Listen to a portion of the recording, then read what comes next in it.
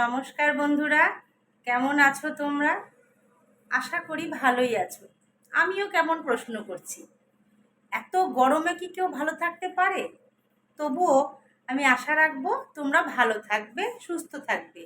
কারণ তোমরা ভালো আর সুস্থ থাকলে আমি কিন্তু ভালো আর সুস্থ থাকবো।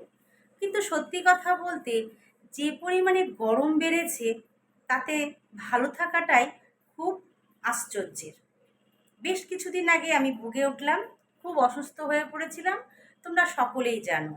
তাই তোমাদের সবাইকে সচেতন করা আমার কর্তব্য মনে করি। খুব সাবধানে থেকো, এই সময়টা বেশি বেশি করে জল পান করো। আর অবশ্যই বাইরে বেরোলে ছাতা এবং হাত পা সমস্ত কিছু ঢেকে বস্ত্র পরিধান করে তোমরা কিন্তু যেও। কারণ হাত পাটাও কিন্তু আমাদের রোদে পুড়ে যায়। যে তাপ প্রবাহ চলছে তাতে আমাদের গোটা অঙ্গটাই ঢেকে রাখা খুব প্রয়োজন। আর অসম্ভব পরিমাণে জল খেতে হবে, খুব বেশি বেশি করে জল খাও।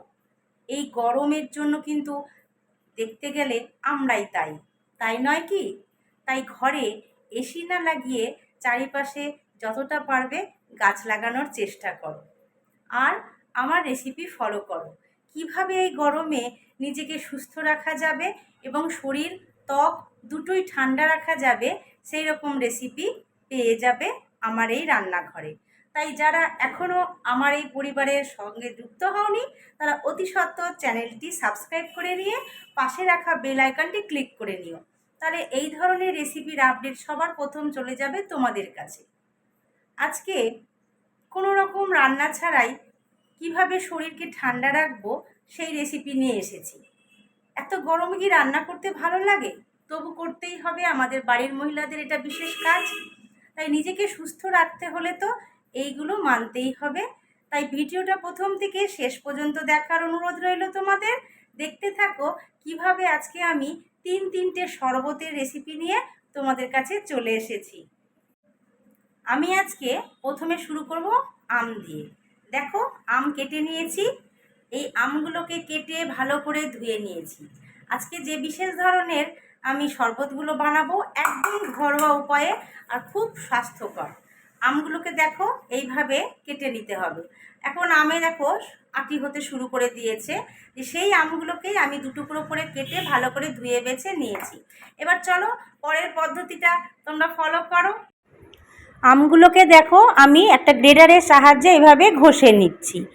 তোমরা যদি আমগুলোকে টুকরো টুকরো করে কেটে নিয়ে মিক্সির জারের মধ্যে পেস্ট করে নাও তাহলেও কিন্তু খুব সুন্দর হবে। কিন্তু যেহেতু এখানে আমে এখন আটি হতে শুরু করেছে, শ্বাসটাও শক্ত হয়ে গেছে, তাই আমি প্রথমে গ্রেডারের মাধ্যমে আমগুলোকে এভাবে ঘষে নেব। তাতে পেস্ট করতে খুবই সুবিধে হবে। আমগুলোকে খুব সুন্দরভাবে পেস্ট করে নিয়েছি। এবার আমি একটা মিক্সিং জারের মধ্যে দেখো দিয়ে দিচ্ছি আমগুলোকে। অবশ্যই কিন্তু টক আম নিতে হবে আর কাঁচা আম নিতে হবে, কারণ এই কাঁচা আমের শরবতের স্বাদটাও যেমন তেমন হচ্ছে উপকারিতা। তাই অবশ্যই তোমরা কাঁচা টক আম দেখেই নেবে। এবার আমি মিক্সিং জারটাতে এটাকে পেস্ট করে নিয়ে চলে আসি। চলো,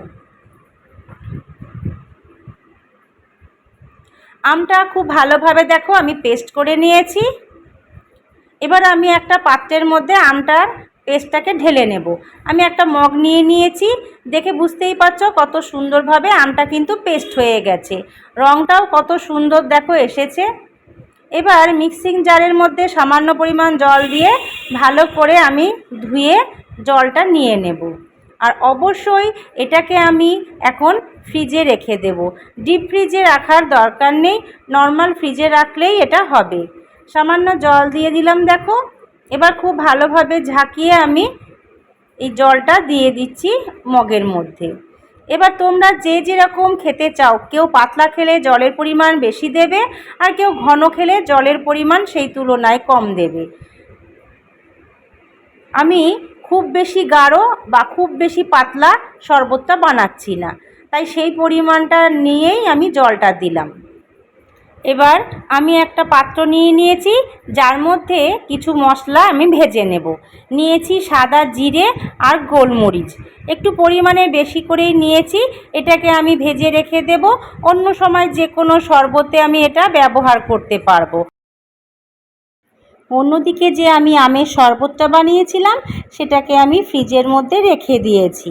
এবার এই দিকে আমি ততক্ষণ এই ভাজা মশলাটা তৈরি করতে থাকি। তোমরা যে কোনো ধরনের শরবতে কিন্তু এটা ব্যবহার করতে পারো, পুদিনা পাতার শরবত, তাতেও এই ধরনের মশলা যদি ভেজে নিয়ে দাও তাতে আলাদা একটা বাড়তি টেস্ট কিন্তু যোগ হয়। খুব ভালোভাবে দেখো আমি নেড়ে চেড়ে গোলমরিচ আর জিরেটাকে ভেজে নিচ্ছি। ঠিক ততক্ষণই এটাকে ভাজবো যতক্ষণ না জিরেটা লালচে একটা রং আসছে হালকা।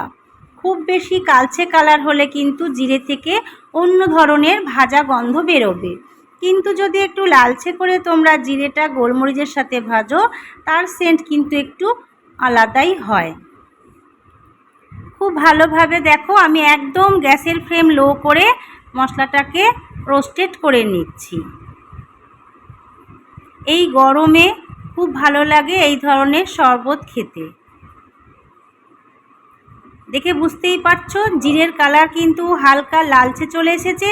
এমতো অবস্থায় আমি গ্যাসের ফ্লেমটা বন্ধ করে ঢেলে নিলাম মিক্সিং জারের মধ্যে। এটাকে আমি গুঁড়ো করে নেব শুকনো অবস্থায়। তার আগে দিয়ে দেব সামান্য পরিমাণ কাঁচা জিরে। এই ভাজা জিরের সাথে সামান্য কাঁচা জিরে দিলে খুব ভালো হয় টেস্টটা। অবশ্যই বাড়িতে তোমরা সেটা ট্রাই করে দেখো। এবার এটাকে আমি গুঁড়ো করে নিয়ে চলে আসব।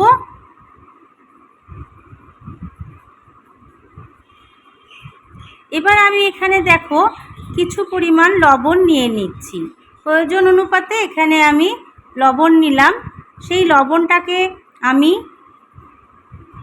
ভেজে নিচ্ছি। তোমরা শরবতে সবাই বিট লবণ হয়তো ব্যবহার করে থাকো। যদি বিট লবণ একান্তই তোমাদের না থাকে কোনোভাবেই কিন্তু কাঁচা লবণের ব্যবহার করবে না। এইভাবে লবণটাকে যদি একটু ভেজে নাও সেটা কিন্তু টেস্ট হয়, এবং লবণ ভেজে খেলে কোনো ক্ষতিও করে না শরীরে। আমি লবণটাকে দেখো ভেজে নিয়েছি, হালকা একটা লালচে কালার চলে এসেছে লবণের মধ্যে। এবার এটাকে ঠান্ডা করে প্লেটে ঢেলে নেব।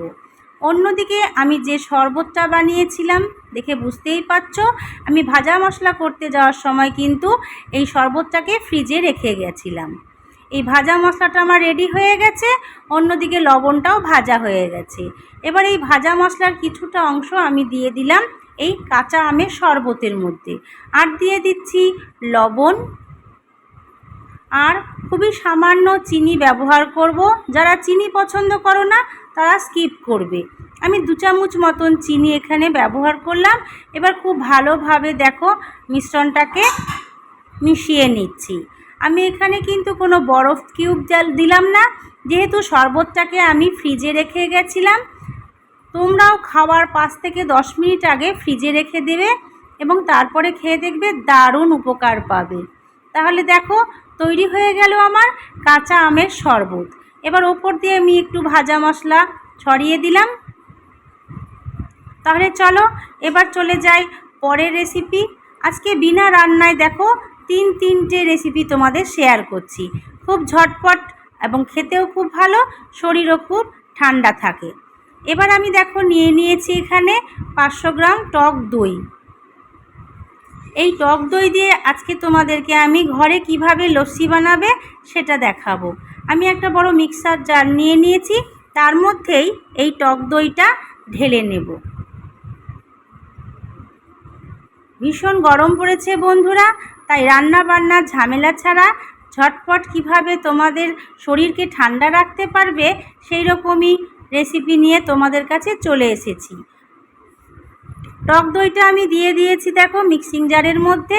এবার এই টক দইটাকে আমি খুব ভালোভাবে ফেটিয়ে নেব। তার আগে দিয়ে দিচ্ছি আমি চিনিটা এখানে আমি দিয়ে দিলাম প্রয়োজন অনুসারে। তোমরা তোমাদের প্রয়োজন অনুসারে কম বেশি করে নেবে। দিয়ে দিচ্ছি লবণ, যেটা আমি আগেই ভেজে রেখেছিলাম। পরিমাণ মতন আমি লবণটা দিয়ে দিলাম। তোমরাও দইয়ের পরিমাণ অনুযায়ী লবণ, চিনি সমস্ত কিছু উপকরণ নিয়ে নেবে। দিয়ে দেব সামান্য পরিমাণ এর মধ্যে ভাজা মশলা। এবার এটাকে আমি পেস্ট করে নিয়ে তোমাদের কাছে চলে আসছি। তোমরা সঙ্গে থেকো না এবং স্কিপ করো না ভিডিওটা। দইয়ের ঘোল রেডি, তাই গ্লাসটা আমি নিয়ে নিয়েছি। দেখো কত সুন্দরভাবে দইটা ফেটানো হয়ে গেছে। এবার আমি এর মধ্যে কিছু বরফের টুকরো দিয়ে দিচ্ছি। তোমরা চাইলে বরফের ব্যবহার না করেও এটা কিন্তু খেতে পারো, কারণ দইটা ফ্রিজে ছিল এবং ঠান্ডাই ছিল। দই সাধারণত ঠান্ডাই থাকে। আমি বাড়তি একটু ঠান্ডা অনুভূতি করার জন্য দেখো কিছু টুকরো বরফ দিয়ে দিয়েছি দইয়ের ঘোলের মধ্যে। এবার একটা গ্লাসের মধ্যে আমি ঢেলে নিলাম দইয়ের ঘোলটাকে। এবার এর উপর দিয়ে আমি দিয়ে দেব সামান্য পরিমাণ সেই ভাজা মশলা, যেটা আমি আগে থেকেই রেডি করে রেখেছি। আর দিয়ে দেব আমি দইয়ের কিছুটা অংশ ভাঁড়ে রেখেছিলাম, তার থেকে কিছুটা অংশ নিয়ে আমি ওই শরবতের ওপরে দিয়ে দিলাম। আমরা দোকানে লস্যি খেতে গেলে ওপরে একটা ছাঁচ দেয়, সেটা তো লক্ষ্য অবশ্যই করেছো। এবার চলো দেখে নিই এই গরমে আরেকটা শরবতের আইটেম। এবার দেখো এখানে আমি একটা তরমুজ নিয়ে নিয়েছি। তরমুজটা দিয়ে আজকে আরেকটা জুস আমি তোমাকে বানিয়ে দেখাবো।